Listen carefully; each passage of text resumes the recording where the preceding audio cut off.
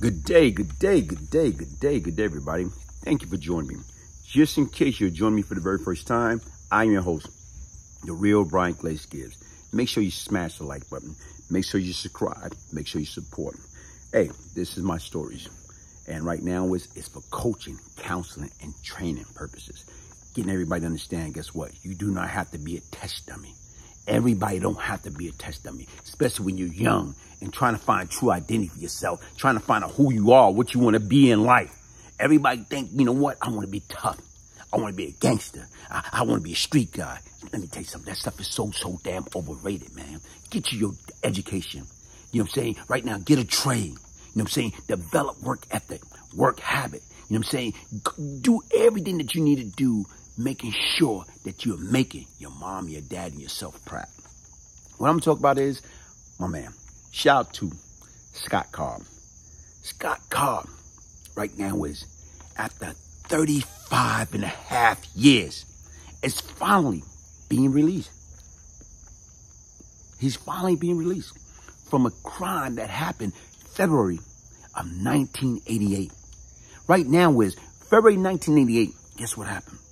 A rookie police officer was murdered, executioner style, as he sat in his car.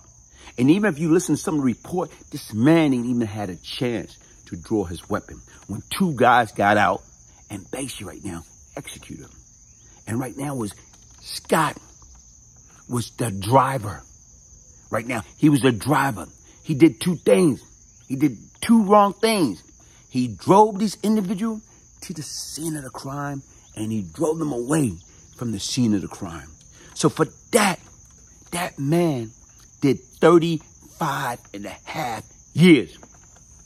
Do you know how many times that man kicked himself in the ass, saying to himself, what the hell did I do? How the hell I got caught up into that predicament in the first place? 35 and a half years. You know how many lost his moms, lost so many different family members, lost the opportunity to watch his kids grow up, you know what I'm saying, go to school, graduate, get married, have babies. Come on. For what? Being at the wrong place at the wrong damn time. And right now it's not like he pulled the trigger. It's not like he distracted the cop. But the fact that he was there, he was part of these guys. He was part of that movement. And that movement cost him 35 and a half years of hard time. And that's the message, folks. Is it worth it? You young boys, you young girls, you out there and you around people that got stronger personality than you do, that's not even smarter than you. But yet and still you want to follow behind them. We have to STOP. Stop with the nonsense. Stop being followers opposed to leader. This man followed a group of people all for the wrong reason. And they got him 35 and a half years out of his life. He can't get it back. Now, when he walk out that door on August 9th, it's going to be totally different from him. It's going to feel like he's on Mars, Jupiter, Venus, anywhere. Right now, look how much have changed. They got, guess what? Smartphones. They got smartphones. You don't know a damn thing about that. Right now, they got so many different technology that he never even heard of. He never seen. But once again, like I say, God is good because he getting a second opportunity to right his wrong. But what I want you to do is look at these footage and let me get back to you. Brooklyn, New York. I was placed in a holding cell. I noticed the homicide department was crowded. Come to find out, the 75th Precinct invited homicide detective from 103rd and 113 because they knew they was bringing me in. I was arrested for the death of a black 22-year-old male who was shot and killed on the same date and approximately the same time in Cypress Hill houses, approximately 5 miles away from where Edward Burns was being murdered. Okay, in that news, during that period, it was never mentioned anything in the newspaper or the news of the death of Clifton Rice, but every newspaper and news channel worldwide ran a story on Burns being killed. Also, Vice President George H.W. Bush was running for president, and he campaigned with Officer Burns badge in his hand. As I waited to be escorted to Brooklyn Central Booking, Dave McCleary, Philip Copeland, and Pappy Uncle were all released. The law enforcement reason for arresting me was to make sure that I did not go on a run from being brought to justice for the cold-blooded murder of the 22-year-old white officer. I made my first call to my people, and I asked them to contact my lawyer, the late Murray Cutler. His son Bruce Cutler used to represent the late John Gotti.